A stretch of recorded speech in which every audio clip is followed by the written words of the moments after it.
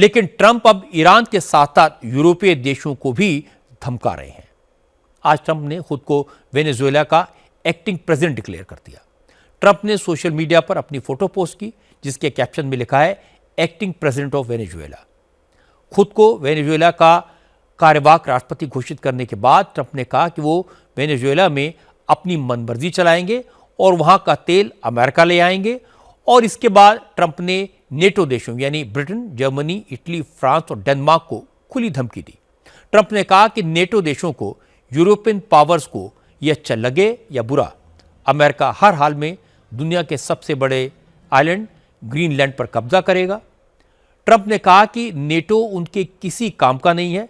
America ही NATO देशों पर सबसे ज्यादा पैसे खर्च करता है, लेकिन उन्हें यकीन है अगर कभी अमेरिका को नेटो की जरूरत पड़ी तो यूरोपीय देश उसके काम नहीं आने वाले।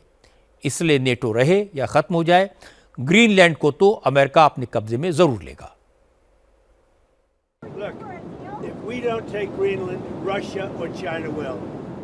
देखिए, अगर हम ग्रीनलैंड को अपने कब्जे में नहीं लेंगे तो रूस या चीन ले लेगा, और मैं ऐसा नहीं होने दूंगा।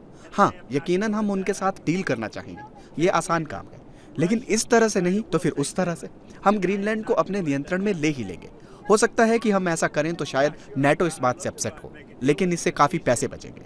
मुझे नेटो पसंद है। मैं बस यही सोचता हूँ कि क्या नेटो हमारे किसी काम का है? क्या जरूरत के वक्त वो हमारे काम आएंगे? मुझे इसका यकीन नहीं है। आपको तो पता ही है कि हम नेटो पर बहुत सारा पैसा खर्च करते हैं और वो यकीनन ऐसा नहीं करेंगे। लेकिन ग्रीनलैंड को डील कर लेनी चाहिए, क्योंकि वो नहीं चाहेंगे कि उनके ऊपर रूस या चीन का कब्जा हो। दोनों देश ग्रीनलैंड से बहुत दूर है, और आपको पता है ग्रीनलैंड के पास अपनी सुरक्षा के लिए बस 2 डॉक्सलेज हैं। उनकी हिफाजत के लिए बस ये 2 डॉक्सलेज ही हैं। वहीं ग्रीनलैंड के इर्द गिर्द रूस और चीन की पनडुब्बियां, उनके जंगी जहाज और दूसरे जहाज हैं। हम ऐसा नहीं होने देंगे। और अगर इससे नेटो पर असर पड़ता है तो ठीक है, लेकिन आपको मालूम होना चाहिए, मैं आपको 2 टूक लफ्जों में बता दूं कि हमें नेटो की उतनी जरूरत नहीं है जितनी नेटो को हमारी है। सच बात है कि प्रेसिडेंट ट्रंप अमेरिका को नेटो से बाहर निकालने का बहाना खोज रहे हैं, क्योंकि नेटो में सबसे ज्यादा पैसे, हथियार और सैनिक अमेरिका देता है।